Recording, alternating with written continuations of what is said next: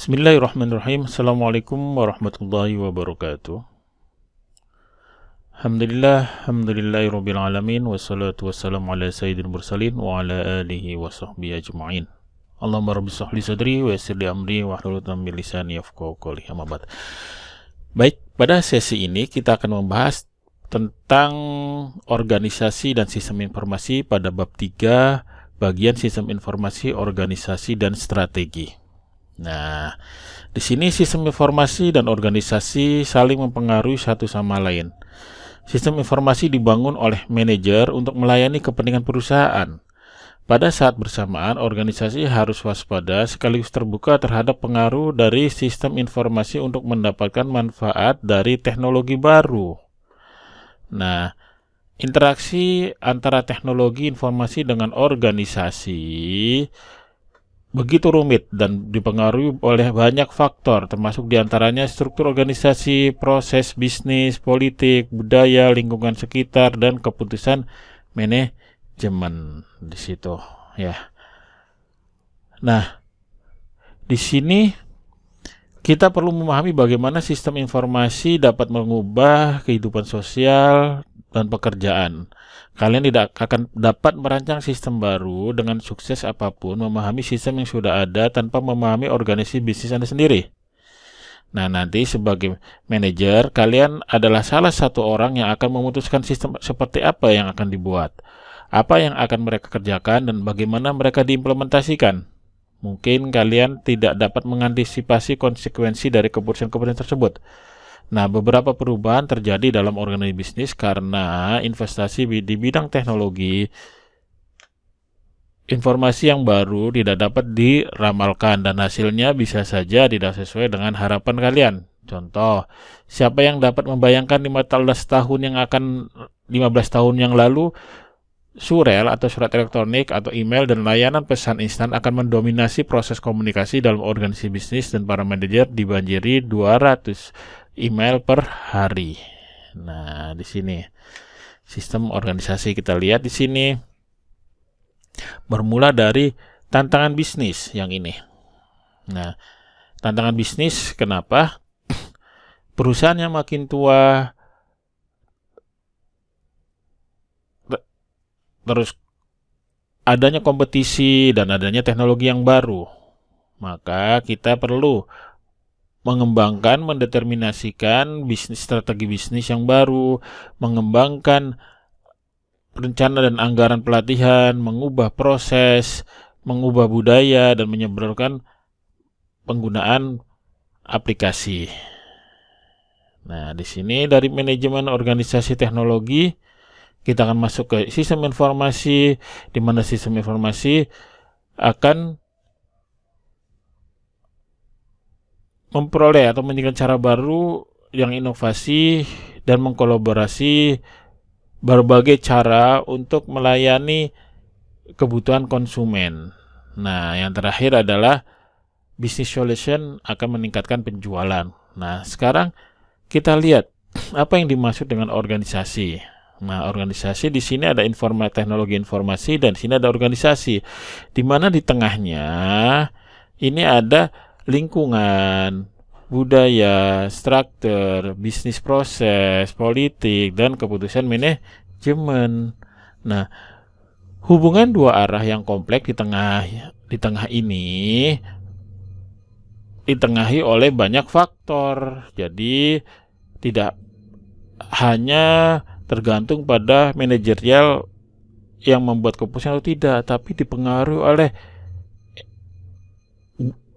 environment atau lingkungan, budaya, struktur, bisnis proses, kebijakan politik, dan keputusan manajemen.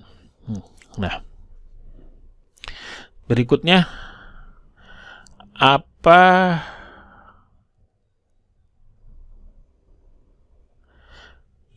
yang akan kita definisikan dari organisasi makroekonomis. Nah, sebelum kita definisikan yang kedua ini, kita akan membahas apa sih yang dimaksud dengan organisasi. Organisasi adalah struktur sosial formal, stabil, yang mengambil sumber daya dari lingkungan dan memprosesnya untuk menciptakan hasil. Definisi teknis ini berfokus pada 3 elemen dari organisasi, yakni modal dan tenaga kerja sebagai faktor utama yang disediakan oleh lingkungan. Organisasi perusahaan mengubah input tersebut ke dalam bentuk barang atau jasa melalui fungsi produksi. Barang dan jasa dikonsumsi oleh lingkungan dan sebagai imbal baliknya, lingkungan akan menyediakan kembali faktor produksi. Nih. Di sini. Ini adalah organisasi, ini produk proses, di mana inputnya adalah dari lingkungan, dikelola secara organisatoris, maka outputnya adalah untuk lingkungan. Kemudian produk dan prosesnya kembali menjadi input dari lingkungan, dari dan untuk, from dan to. Sebuah organisasi lebih stabil dibanding kelompok informal lainnya, seperti kelompok teman-teman yang bertemu setiap hari Jumat untuk makan siang. Dalam hal ketahanan, rutinitas, organisasi adalah lembaga resmi berbadan hukum yang memiliki aturan-aturan dan prosedur internal yang harus tunduk pada hukum negara. Organisasi juga merupakan struktur sosial karena mereka adalah sekumpulan elemen-elemen sosial. Kebanyakan mesin memiliki struktur yang tersusun secara spesifik seperti katup, roda, batangan, dan lain-lainnya. Definisi tentang organisasi sangat kuat dan sederhana, tetapi tidak terlalu jelas atau bahkan bersifat prediksi bagi banyak organisasi di dalam dunia nyata. Definisi yang lebih rilis mengenai organisasi berdasarkan perilaku adalah kumpulan hak, wewenang, kewajiban, dan tanggung jawab yang mengalami penyesuaian secara perlahan dalam jangka waktu tertentu melalui proses konflik dan penyelesaian konflik. Nah, kita akan lihat di sini nih. Jadi di sini adalah organisasi formal, di sini adalah sumber daya lingkungan. Strukturnya adalah hierarki, divisi tenaga kerja, peraturan dan prosedur, bisnis proses, budaya. Prosesnya adalah hak dan kewajiban, wewenang, tanggung jawab, nilai, norma, dan masyarakat. Nah, outputnya adalah lingkungan. Seperti ini. Seperti ini. Ya. Dari sudut pandang perilaku tentang perusahaan, orang-orang yang bekerja di organisasi mengembangkan kebiasaan-kebiasaan dalam bekerja. Mereka memiliki kedekatan dengan hubungan-hubungan yang sudah ada. Mereka membuat pengaturan mengenai penyelesaian pekerjaan dengan atasan maupun bawahannya. Jumlah pekerjaan yang akan diselesaikan dan dalam kondisi seperti apa pekerjaan tersebut akan diselesaikan. Kebanyakan dari pengaturan-pengaturan dan perasaan-perasaan yang melibatkan tidak dibahas secara formal dalam pembahasan ini. Bagaimana definisi organisasi berhubungan dengan teknologi sistem informasi? Sudut pandang organisasi secara teknis mendorong kita untuk fokus pada bagaimana input dikomunikasikan untuk menghasilkan output ketika perubahan teknologi diperkenalkan ke dalam perusahaan.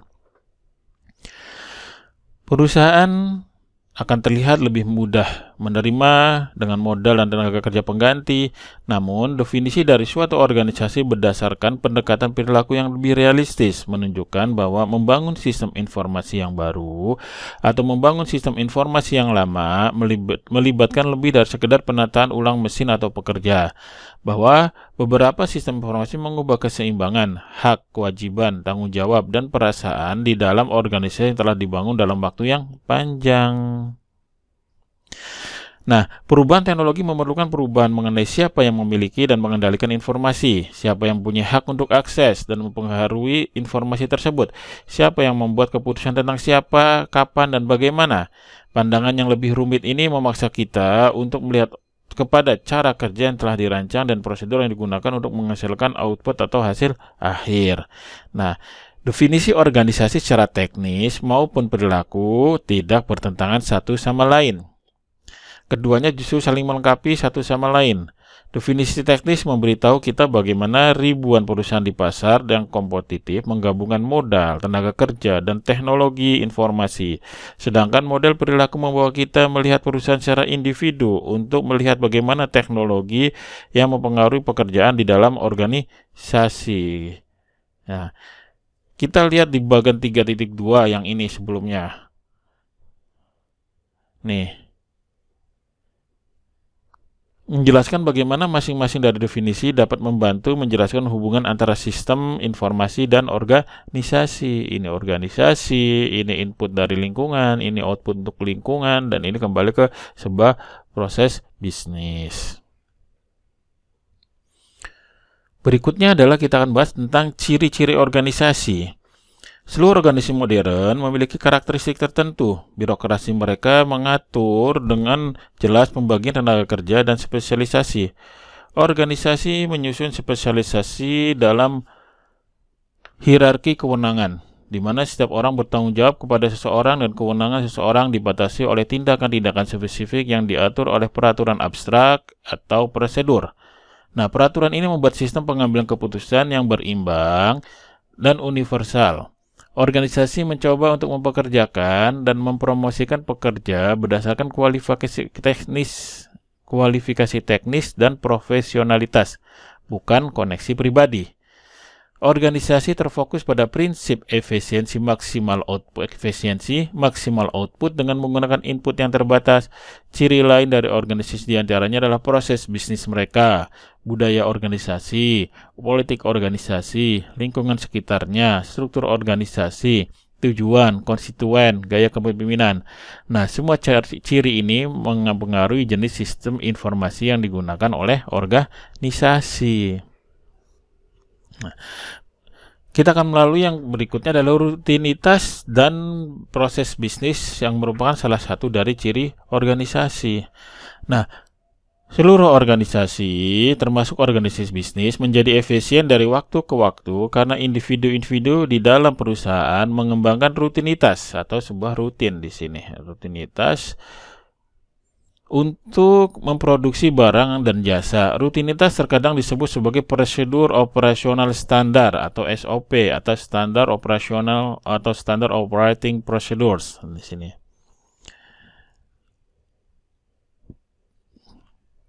Di mana SOP adalah peraturan yang tepat dan praktis yang telah dikembangkan agar sesuai dengan semua situasi yang diharapkan.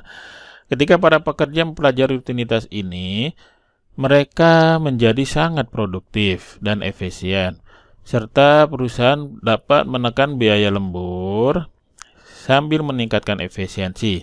Sebagai contoh, ketika kalian mengunjungi dokter di klinik, resepsionis memiliki serangkaian rutinitas yang telah dikembangkan dengan baik untuk mengumpulkan informasi-informasi dari Anda. Perawat memiliki rangkaian rutinitas yang berbeda, menyiapkan sebuah pertemuan dengan dokter. Dokter memiliki rutinitas yang dikembangkan dengan baik untuk mendiagnosa Anda. Nah, proses bisnis tersebut kita lihat di proses bisnis 3 bagian gambar atau gambar 3.4, yaitu rutinitas proses bisnis dan perusahaan seperti ini. Proses bisnis 1, proses bisnis 2, proses bisnis 3, proses bisnis ke N, di mana semuanya adalah sebuah rutinitas yang menjalankan proses bisnis berdasarkan SOP. Nah, ini ke perusahaan. Berikutnya adalah politik bisnis. Orang-orang dalam organisasi menempati posisi yang berbeda-beda dengan sesuai atau dengan spesialisasi masing-masing, kepentingan dan perspektif yang berbeda. Akibatnya mereka secara alami memiliki sudut pandang yang berbeda tentang bagaimana sumber daya, penghargaan, dan sanksi harus didistribusikan. Perbedaan tersebut adalah masalah bagi para karyawan dan manajer yang menyebabkan perjuangan politis mengenai sumber daya, persaingan, konflik yang terdapat dalam setiap organisasi. Penolakan politis adalah salah satu kesulitan terbesar dalam melakukan perubahan organisasi, terutama dalam pengembangan sistem informasi baru. Pada hakikatnya, investasi dalam jumlah besar di bidang informasi yang dilakukan perusahaan untuk menghasilkan perubahan yang signifikan di bidang strategi, tujuan bisnis, proses bisnis, dan prosedur dapat berubah menjadi kejadian-kejadian yang memiliki beban politis. Manajer yang paham bagaimana bekerja dengan politik sesuai organisasi akan menjadi lebih sukses daripada manajer yang lainnya yang dalam menerapkan sistem informasi yang baru. Berikutnya adalah budaya kerja. Seluruh organisasi memiliki sendi-sendi dasar yang tak tergoyahkan. Asumsi-asumsi yang tak perlu dipertanyakan lagi oleh para anggota dalam mendefinisikan tujuan dan produk mereka.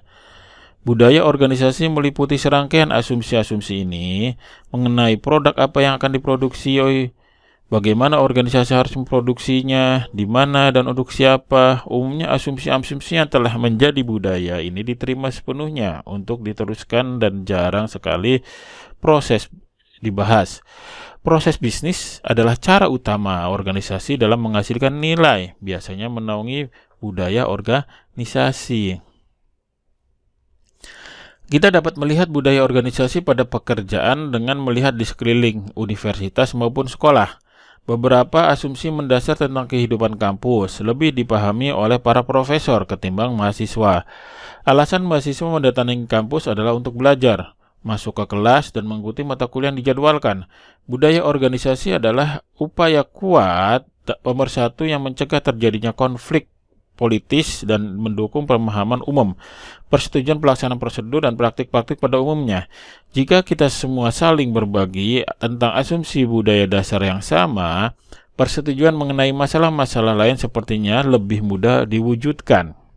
Nah, di saat bersamaan budaya organisasi juga merupakan penolakan perubahan yang kuat, terutama perubahan di bidang teknologi. Sebagian besar organisasi berupaya sebisa mungkin menghindari perubahan terkait asumsi-asumsi dasar tersebut. Perubahan-perubahan teknologi yang mengancam asumsi yang telah menjadi budaya tersebut bisa langsung menghadapi penolakan secara kuat.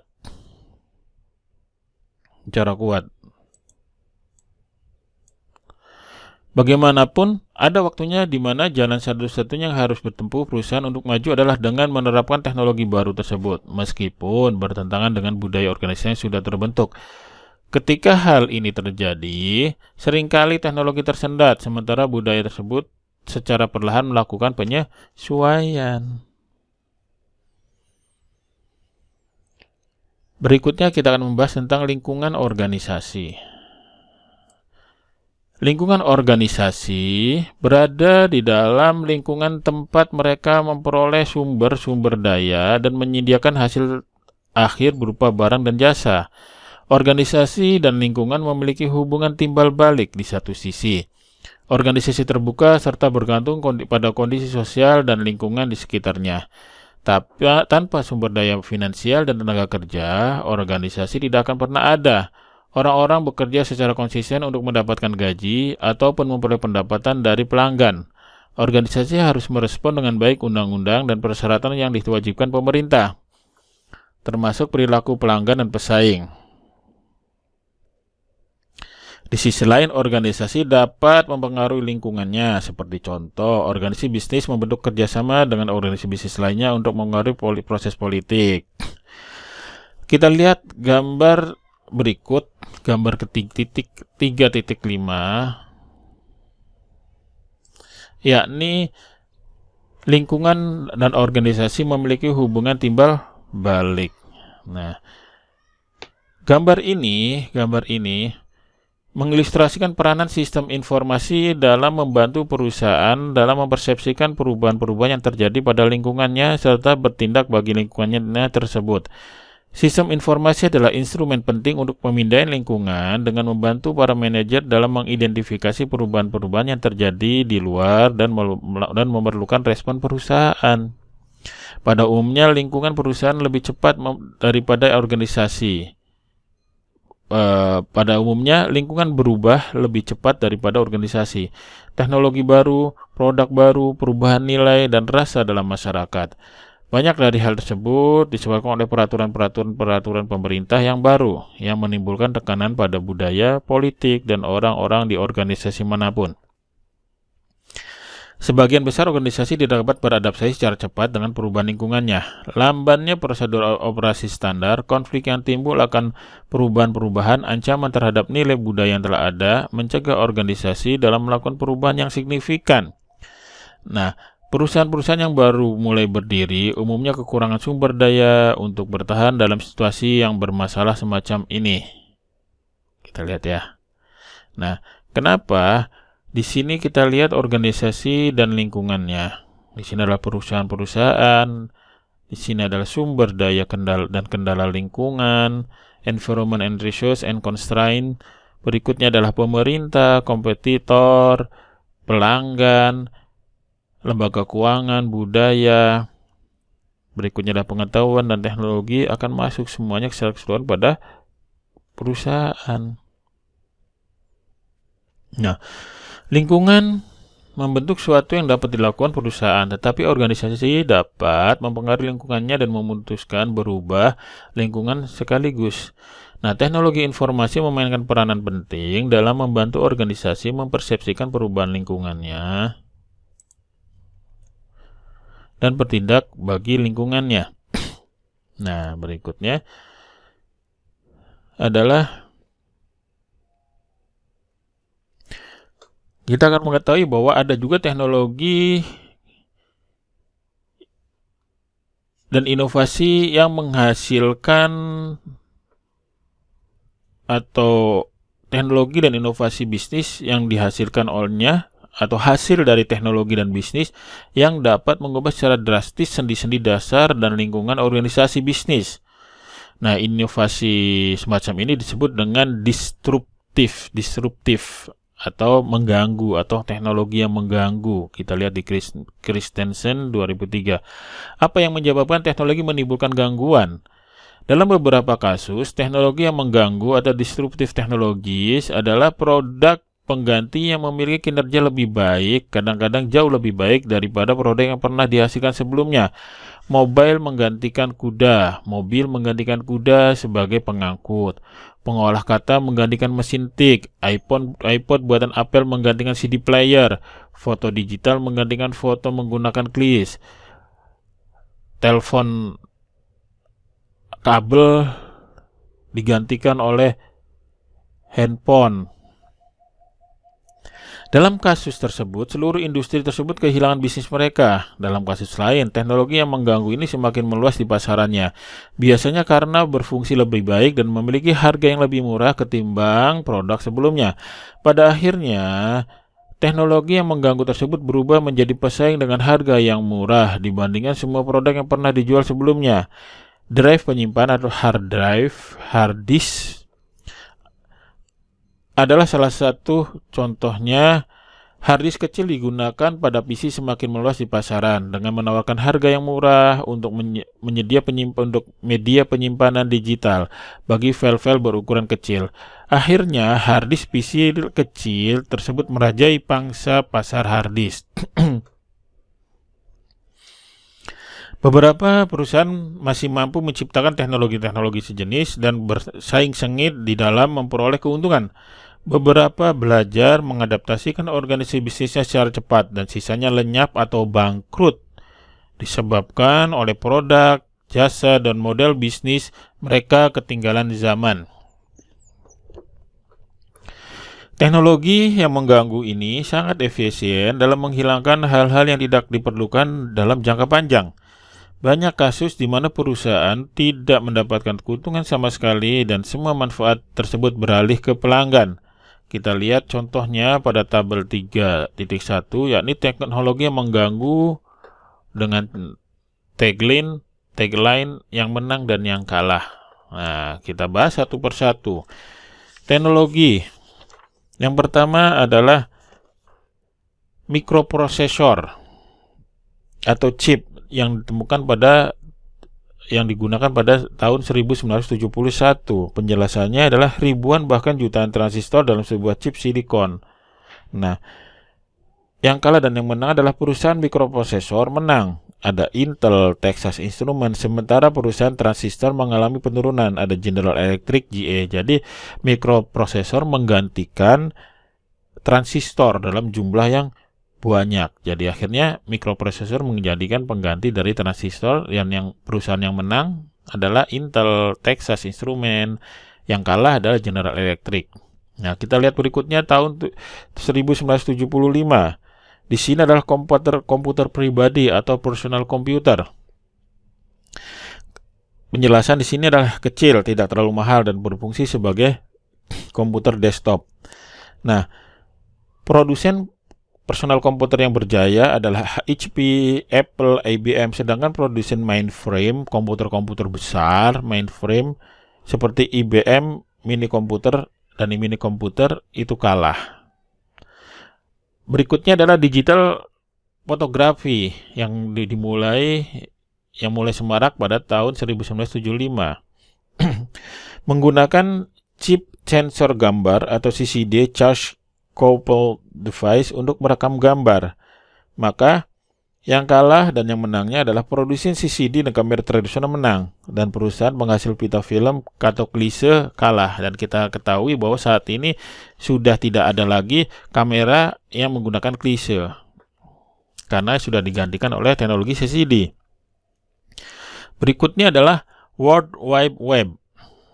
Nah, hadirnya database dan file digital serta laman web berskala global.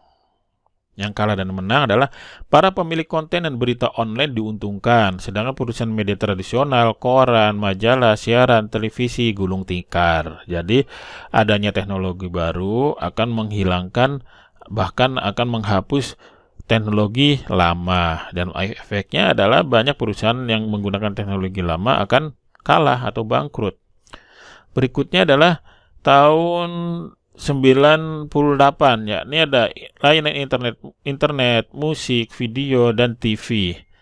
Nah, halaman web menampung konten musik, video, dan siaran TV yang dapat diunduh. Pemilik platform internet, penyedia telekomunikasi, telkom, serta penyedia jasa internet lokal lainnya menang. Sementara pemilik konten dan peritel konten dalam bentuk fisik kalah, seperti contohnya kalau di kita ada WeTV, Hotstar, video itu akan menang. Sedangkan yang lama seperti jaringan-jaringan LAN itu akan kalah. Berikutnya adalah PageRank algoritma. Metode untuk menentukan peringkat halaman web berdasarkan popularitas untuk mempermudah pencarian atau searching. Nah, di sini sampai hari ini Google Search tampil sebagai pemenang. Sedangkan penyedia jasa lainnya kalah seperti Alta Vista, Yahoo, dan lainnya. Berikutnya adalah perangkat lunak sebagai layanan web atau software as web service. Di sini menggunakan internet untuk melakukan akses jarak jauh lewat perangkat lunak berbasis internet. Nah, perusahaan penyedia jasa perangkat lunak online menang, seperti kita ketahui di sini adalah Salesforce.com, atau sekarang Akurat sudah mulai digital. Sementara perusahaan-perusahaan perangkat lunak tradisional yang menggunakan box sudah mulai kalah, tetapi saat ini yang menggunakan box pun sudah masuk ke wilayah digital, seperti Microsoft, di mana Microsoft dengan Office 365-nya sudah melakukan layanan as software. Nah, teknologi yang mengganggu ini sangat cerdik. Perusahaan yang pertama kali menemukan teknologi yang mengganggu ini belum tentu memperoleh keuntungan jika mereka kekurangan sumber daya untuk mengeksploitasi teknologi tersebut dan gagal melihat kesempatan yang ada. Kita lihat seperti Android. Nah, Android sudah menghabiskan pangsa pasar pada telepon genggam biasa yang berbasis Symbian, yang mengakibatkan hancurnya Nokia dan munculnya Google. Berikutnya adalah struktur organisasi. Struktur organisasi, setiap organisasi memiliki struktur atau bentuk. Menurut klasifikasi yang dilakukan Mintzberg, kita lihat di tabel 3.2 di sini. tabel itu.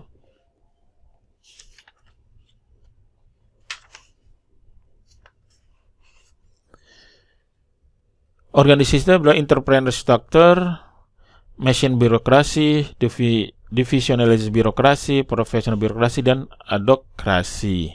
Kita lihat di sini, di tabel ini.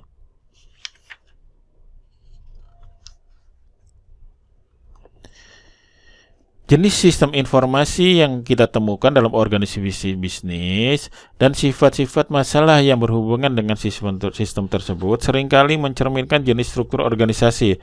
Sebagai contoh, di dalam birokrasi profesional seperti rumah sakit, jarang sekali ditemukan penanganan sistem rekaman medis pasien secara paralel. Dari bagian administrasi dilanjutkan ke dokter, kemudian dilanjutkan ke staf ahli lainnya seperti perawat, pekerja, dan pekerja sosial lainnya. Di organisasi bisnis berskala kecil, kalian akan sering menemukan sistem yang dirancang dengan buruk dan dikembangkan dengan buru-buru sehingga melebihi kegunaannya. Di perusahaan besar dengan banyak divisi yang beroperasi di ratusan wilayah, kita akan sering menemukan tidak ada sistem informasi tunggal yang diintegrasikan secara menyeluruh, melainkan setiap cabang lokal atau setiap divisi memiliki rangkaian sistem informasinya masing-masing. Nah, yang terakhir adalah fitur organisasi lainnya.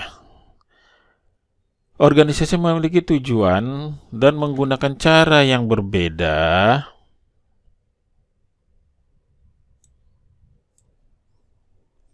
dalam meraih tujuan tersebut. Beberapa organisasi memiliki tujuan yang bersifatnya memaksa, contoh penjara. Yang lain memiliki tujuan berdasarkan manfaat, contoh organisasi bisnis. Sisanya memiliki tujuan yang bersifat normatif dan mengatur, seperti universitas, kelompok keagamaan. Nah, organisasi juga melayani kelompok yang berbeda-beda atau memiliki pemegang kepentingan yang berbeda-beda. Beberapa di antaranya bertujuan untuk menguntungkan para anggotanya, sedangkan yang lainnya bertujuan menguntungkan klien, pemegang saham, atau masyarakat. Sifat kepemimpinan antara satu organisasi dengan organisasi lainnya juga berbeda jauh. Beberapa organisasi memiliki sifat kepemimpinan yang lebih demokratis, atau yang lainnya disebut dengan kewenangan, atau yang lainnya lebih memegang kewenangan. Cara lain dalam membedakan organisasi adalah dari performa dan teknologi yang digunakannya. Beberapa organisasi melakukan pekerjaan-pekerjaan pokok yang bersifat rutinitas yang dapat diringkas menjadi serangkaian aturan-aturan formal yang membutuhkan sedikit penilaian. Contoh perusahaan suku cadang mobil. Di mana organisasi lainnya seperti perusahaan konsultan melakukan pekerjaan pokok yang bukan bersifat rutinitas. Baik, untuk sesi organisasi dalam sistem informasi sampai di sini, dan jangan lupa kerjakan latihan-latihan berikut. Ini nanti sebagai sarana untuk mengulang kembali. Kurang lebihnya saya mohon maaf. Akhirul kalam, wabillahi taufiq wal hidayah. Wassalamualaikum warahmatullahi wabarakatuh.